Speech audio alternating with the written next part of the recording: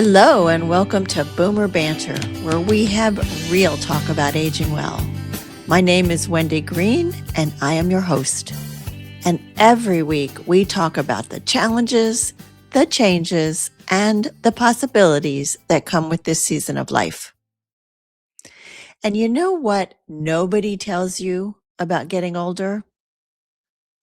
You finally get permission to stop performing. The roles you've been playing for decades, the ones people needed you to play, the ones that gave you purpose and shaped your days, those roles start to shift. And suddenly, you're standing there with this strange, terrifying freedom. Who am I when I am not performing anymore? That's what I want to talk about today. So last month, I sat with the Banter Circle group.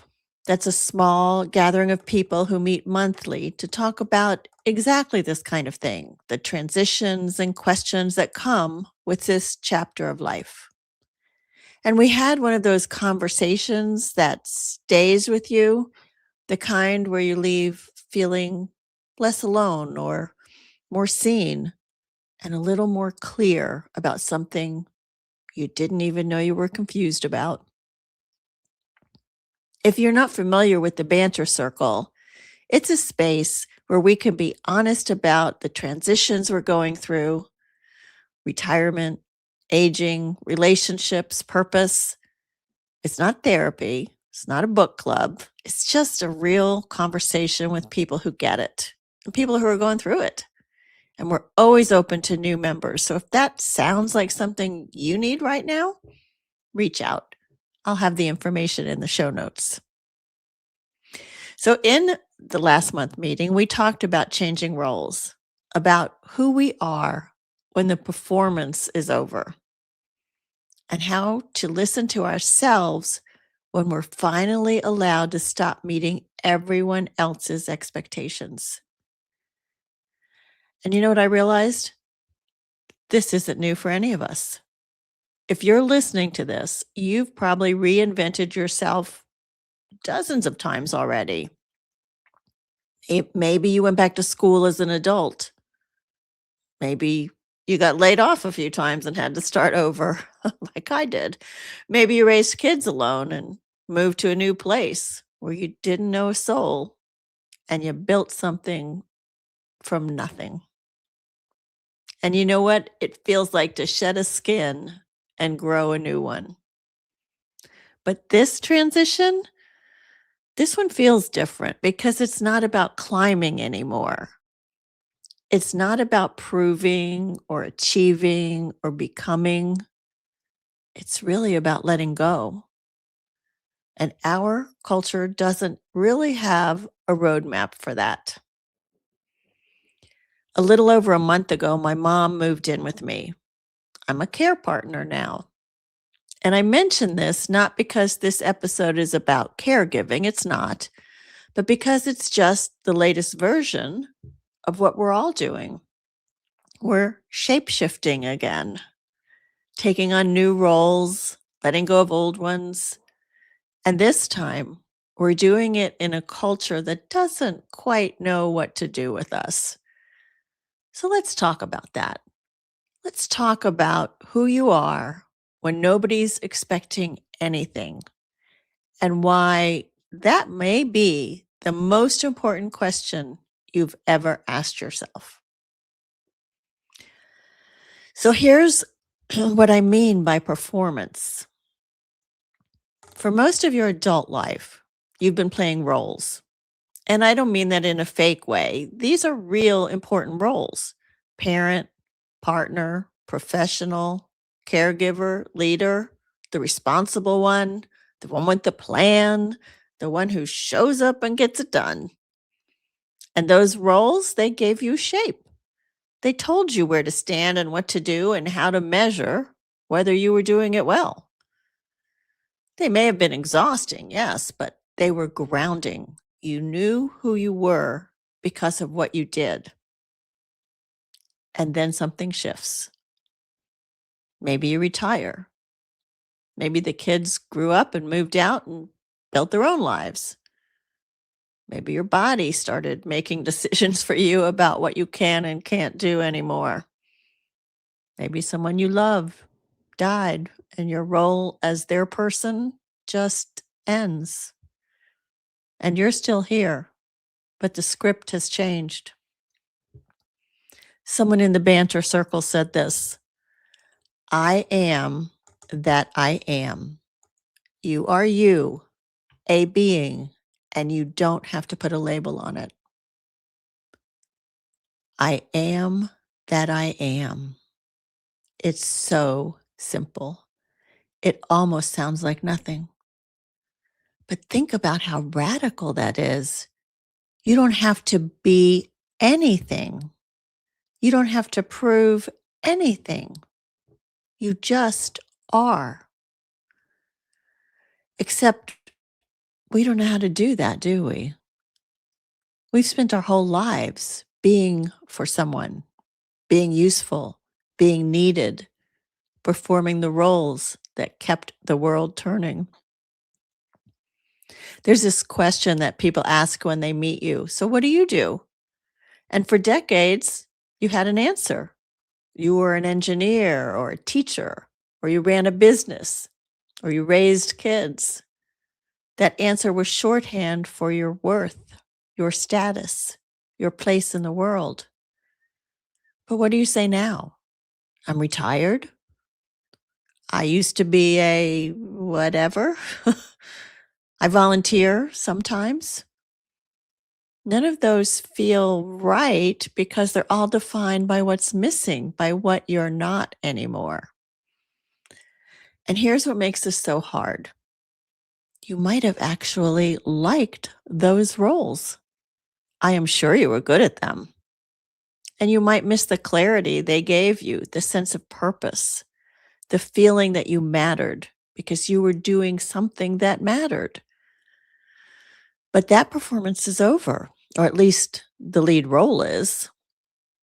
And now you're backstage wondering, who am I when I'm not on stage? This is not a crisis, or it doesn't have to be. It could be a doorway. One of the women in the Banter Circle said something that really kind of stopped us all for a moment. She said, my challenge has been letting go of a role that I've had because of previous jobs and previous responsibilities. I am stepping away from being the controller. Ooh, the controller. Yeah, that landed with us because how many of us have been the controller? The one who made sure things got done, problems got solved, people got taken care of, the one who saw what needed to happen and made it happen. That was your role and you were good at it. You had to be good at it because people were counting on you. But now your kids are grown.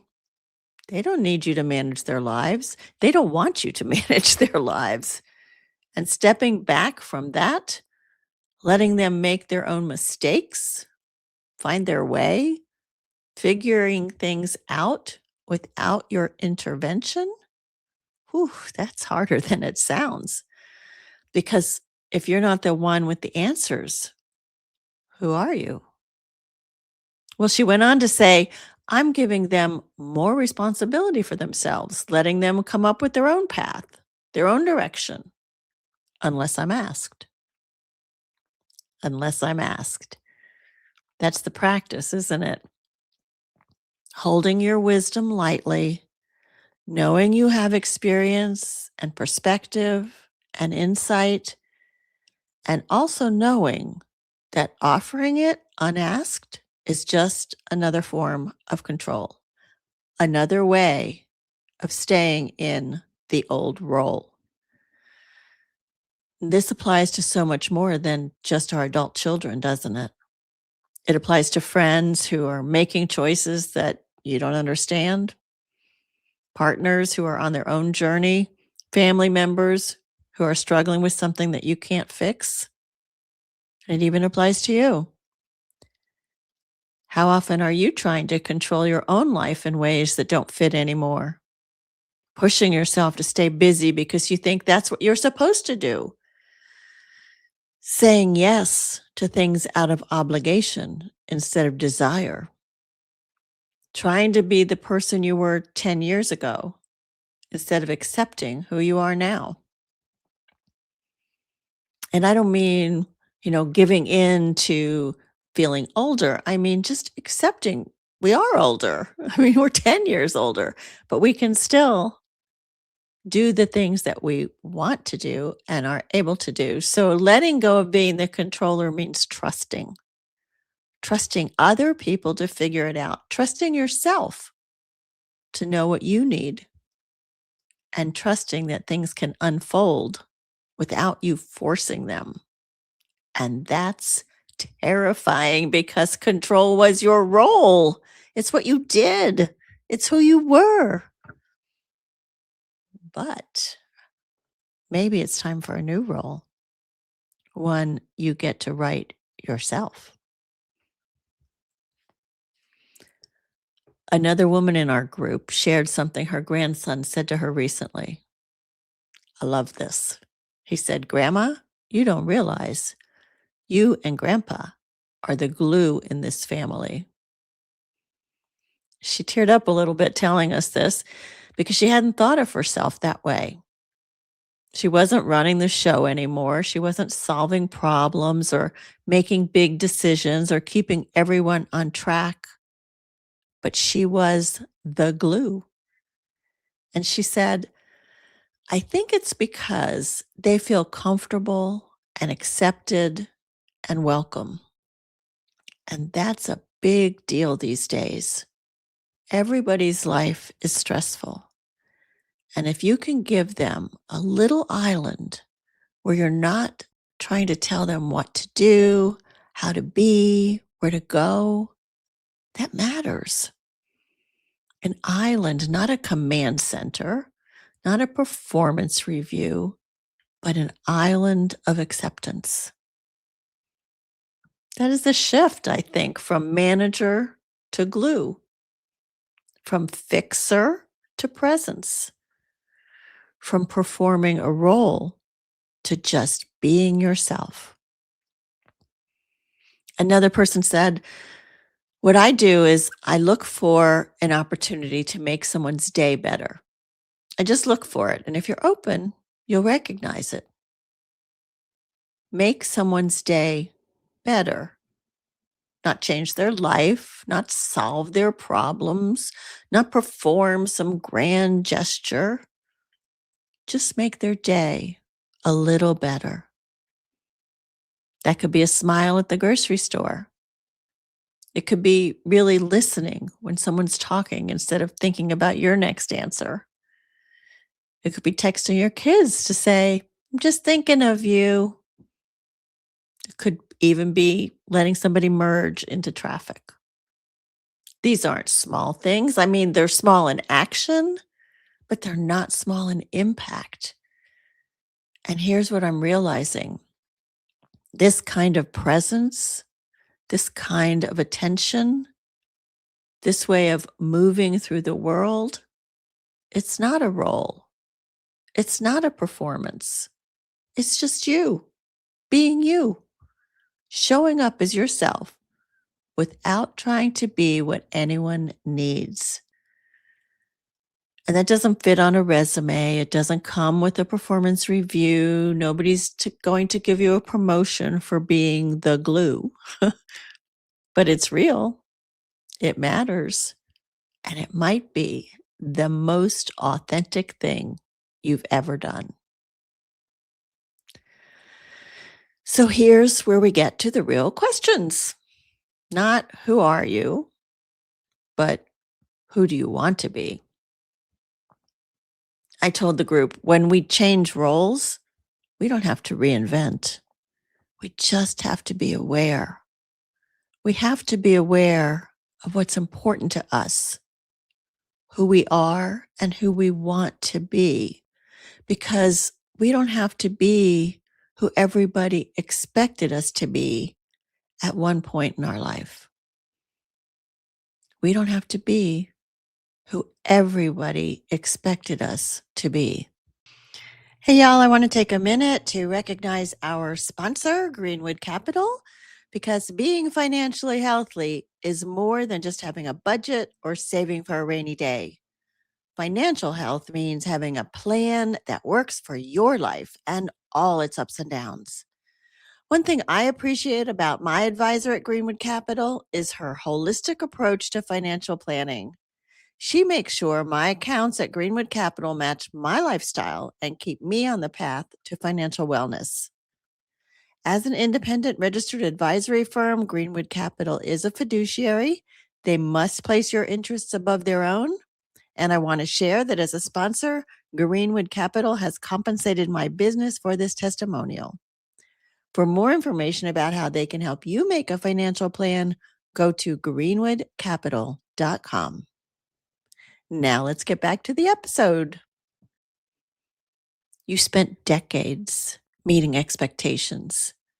Your parents' expectations, your employer's expectations, your kids' expectations, your partner's expectations, society's expectations about what it means to be a good parent, a good worker, a good citizen, a good person. You performed those roles, and I'm sure you performed them beautifully, but they were still performances. And now those expectations have loosened their grip. Not entirely. There are still plenty of people who will tell you how you should age, what you should do with your time, how you should act. But the consequences for not meeting those expectations are different now. You're not going to lose your job. Your kids are grown and they still love you. You've done the hard work of building a life. So, what do you actually want? Not what you think you should want, not what would look good to other people, not what role you think you should be playing. What do you actually want? Maybe you want to be quiet. Maybe you want to say no more often. Maybe you want to spend entire days reading or walking or doing nothing and stop feeling guilty about it. Maybe you want to be bolder. Maybe you want to finally take that trip or learn that skill or say the thing you've been holding back for 30 years. Maybe you want to think about that.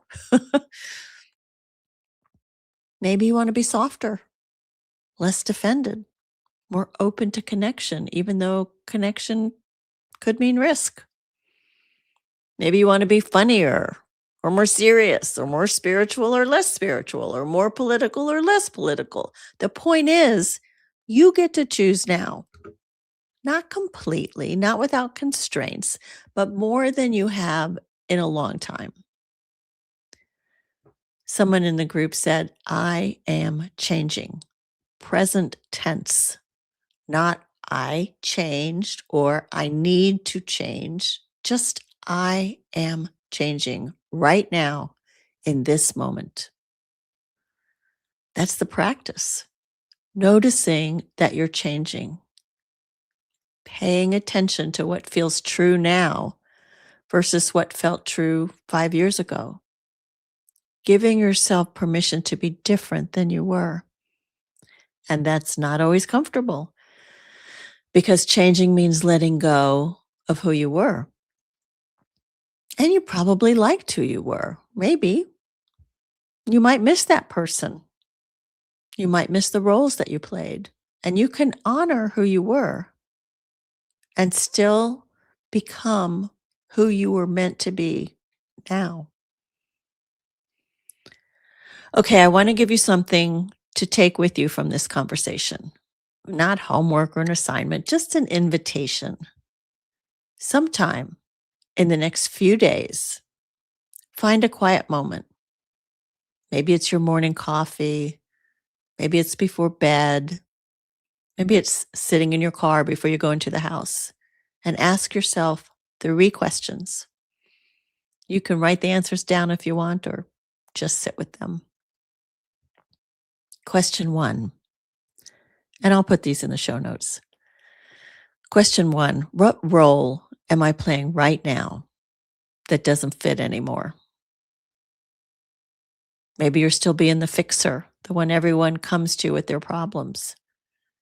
Maybe it's the busy person who fills every minute of the day because that's what you've always done. Maybe it's the strong one who never admits they're struggling. Maybe it's the person who says yes when you really wanted to say no. Just notice it, name it. You don't have to change it right now. Just see it clearly. What role are you playing right now that doesn't fit anymore?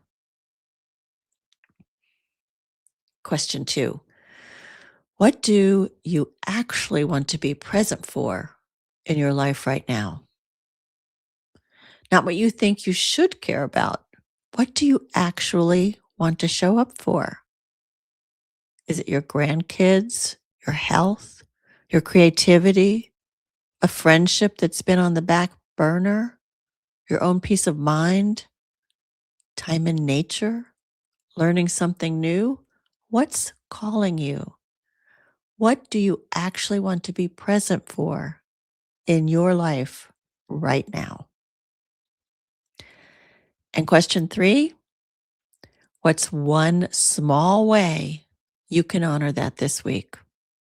One small thing, not a complete life overhaul, just one small move in the direction of what you actually want. Maybe it's saying no to something that doesn't serve you. Maybe it's calling someone you miss. Maybe it's sitting outside for 10 minutes without your phone. Maybe it's letting someone else solve their own problem instead of jumping in. Maybe it's doing something creative just because it feels good. One small thing. And if you want to go deeper, start keeping a simple journal. Nothing fancy, just a few lines every day about what you're noticing, what feels true, what feels false, what you're learning, who you are becoming. Because your story matters, and your transitions matter, and your wisdom matters. Not because of the roles that you've played, but because of who you are.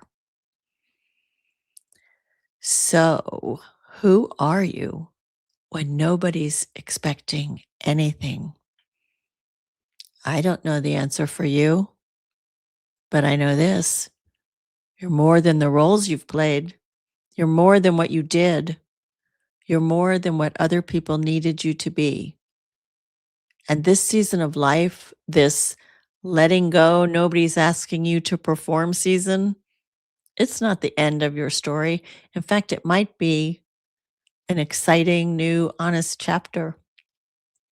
Because for maybe the first time in your life, you get to decide who you are based on what's true for you, not what's useful to everyone else, not what role you're supposed to play. Someone in our group said, don't should on yourself. Do things because they resonate with your heart, not because you feel obligated. And I think that might be a big part of this practice. Listening for the resonance, trusting what feels true, letting go of the performance. And if you want to be part of conversations like this, real, honest, unscripted conversations about what it means to navigate this chapter of your life, I'd love to have you in the Banter Circle. The information is going to be in the show notes on how you can join. Thank you for being here. Thank you for listening. Thank you for doing the hard work of figuring out who you're becoming. Do take care of yourself this week. And remember, you don't have to perform anymore. You just get to be.